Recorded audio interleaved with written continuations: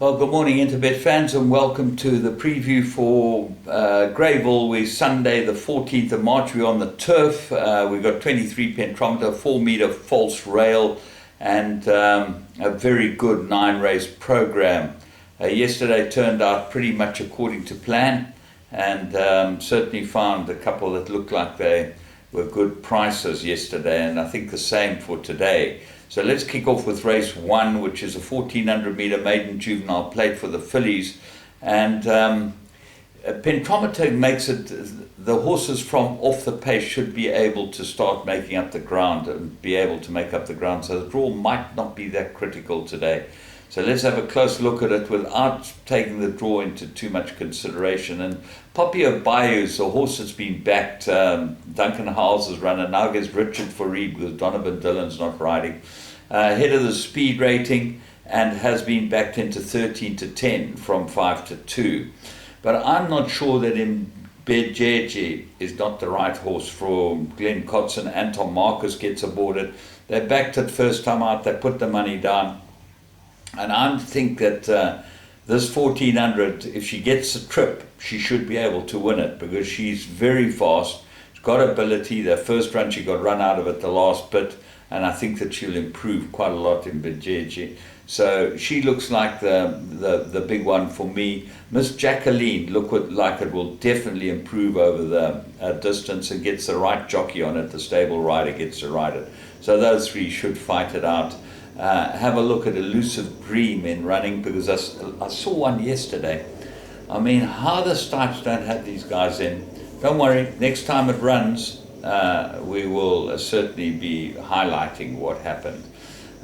Race 2, a juvenile plate, 1200 meters, and I can't go past Good Traveller. He won in a common canter last time. Anton Marcus sticks with him, and he should be good enough to win this race. Party Time's ahead of the speed rating.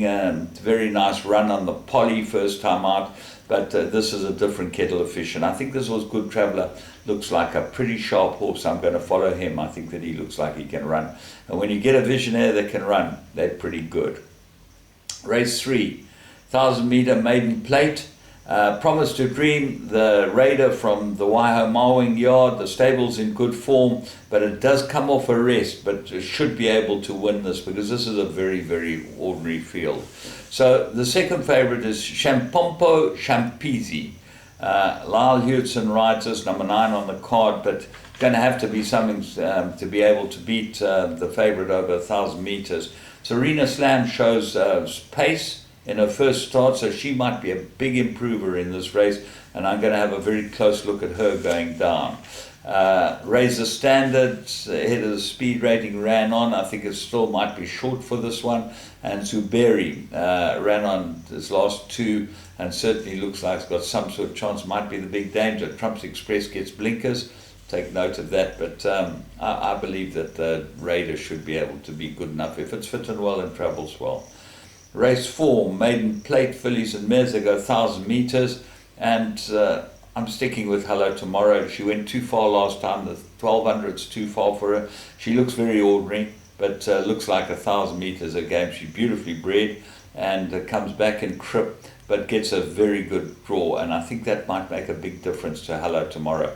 So she looks like the one they've got to beat. What a Splash is your hot favorite. Serena Moodley for Michael Roberts. He could have a good day, Michael Roberts. He's got a couple of nice runners. In Tombi, second run after a rest, I don't like that. And the Macwa Dove certainly looks like she needs more ground, this Silvano filly. And this is probably another warm-up run for her, but expect her to be running on well. Sometimes they come back to over 1000, these horses that have got real ability and are able to win. So she's might be a big danger. Race 5, merit rated, handicap 2000 meters. Bayview Express has always had these big wraps around him. He's won easily, but he doesn't look like he's taken on much, and there certainly didn't look like there anything behind him was giving him too much of a go. So this might be the right race for Bayview Express. If he's any good, this should be right. He's come down in the merit rating. He gets markers, gets a good draw. He goes on the turf. Lots to like about him. Mighty Smart's third run, course and distance, 2 seconds. got to go very well. Only claims a 2 with Petersa, and I make him the big danger to Bayview Express. And then the third horse I like is Tilly Angus. Course 1 from 3, looks like he's pretty ready, gets a stable rider, and look for improvement from Tilly Angus. He's been very disappointing. He should be much better. He's got a beautiful pedigree, and he should be much better than a little 2-time winner from 14 starts. So that's what we come up with, only 3 horses there. Race 6, merit rated 1800 meters, very, very competitive. Your favorite here, Spring Fling, and since they're taking the blinkers off him, my goodness, he's been a revelation, and he's quite good, this horse. He's a lovely, big, strong horse. Magudwa gets to ride him again. Draw 10 is a big concern. Magudwa's got to find his way into a decent position with not giving up too much ground. He goes well. Cap'n Pride, third run, ignore his last start. He's got to run very, very well here. He looks like a big improver, Cap'n Pride. Another Silvana out of a very nicely bred mare. But Twice Golden might be the answer. This is the each-way horse. You've got to ignore his last start. Marcus pulled him up, felt a miss. I expect Twice Golden to run very well here. Drawn 1, got a lot to like about him against Calvin, who's always a big plus. Clouds of Witness, they're taking the cheek pieces off him, and he'd probably be expected to go to the front. Elsmar Daddy, number 4, needed his last run and gets blinkers. Take note of that.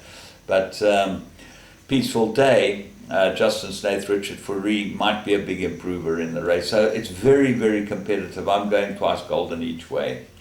Race 7, Pinnacle, 1100. Well, the big problem is here, these horses come off a rest. Sunset Eyes and Shantyman, who the 2 top horses in the betting, come off a rest. So I'm going with Spider's Corner, who gets 9.5 kilos from both of them.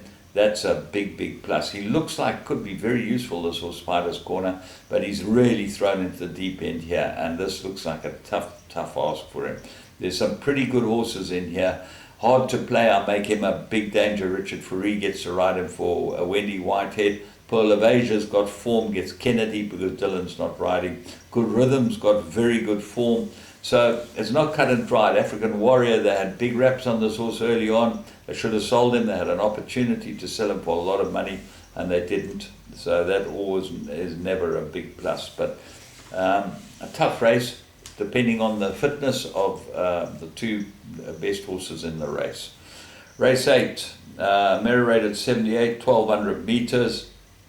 And I'm going with Laf's horse, Big Sky Country. I think this filly is quite useful.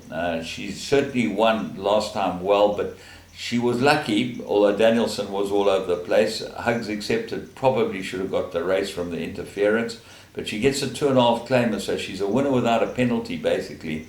And if Stratham can find himself a reasonable posse, she's going to be very hard to run down. She's a keeper, drawn wide, got very good form and probably got very good ability too. Intuitive won a maiden in an absolute common canter, so she might be useful. But the time wasn't that quick. And if you have a look at Intuitive, she's a keeper. Time much quicker, so you've got to believe she's a keeper, might be better than Intuitive, and certainly at these weights she's a keeper. 4-year-old gets only 55, and the 3-year-olds have got to give her weight, so that makes it difficult for them. Simply Russian, that's your favorite, runs on, and speed rating horse. Lyle Hewson gets to ride it, good draw, and a lot to like about her as well. Magnetic Dime, she might be the big danger here at any price, because no one knows how good she is. Flashy Katrina, this gets into the race now as well. Numbers 15 on the card. Muzieni rides it. Put it into all your play as well. Will go very well here. Race 9, Maiden Plate, 1400 meters. Absolute 4-cornered contest. 5 Ruby Skies, my top choice. Got good form and certainly gets the right rider. Kennedy jumps aboard it, and he rode it last time. So I was interested when I saw Donovan Dillon riding it. I know he does ride for the stable, but Kennedy rode it last time, ran a much better race, and I think she's probably the horse they've all got to beat. Another Love gets Marcus, short in the bedding, taking a bit of a drift, got to have a chance, but she's always there or thereabouts. She just looks like she's pretty moderate. Hatter, look for a big improvement from her. She could be a runner in this race. Her form's not too bad at all. And then Megan. Well, with all the talk about Meghan Markle, Megan might be a big danger here. Billy Jacobson from a wide draw, he's got a big problem from there. He's going to have to be able to get a decent posse for her to be able to win. So all in all, it's a pretty interesting card at Greyville.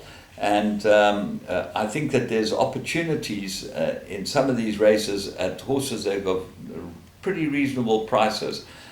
Some of the good things look like they'll win, and I think Good Traveller's probably the one that should win of all of them on the card today. From me, James Goodman, and the whole Interbet team, remember you can go on their Vegas site and get playing roulette, poker, blackjack, whatever takes your fancy before the races. Have a good one.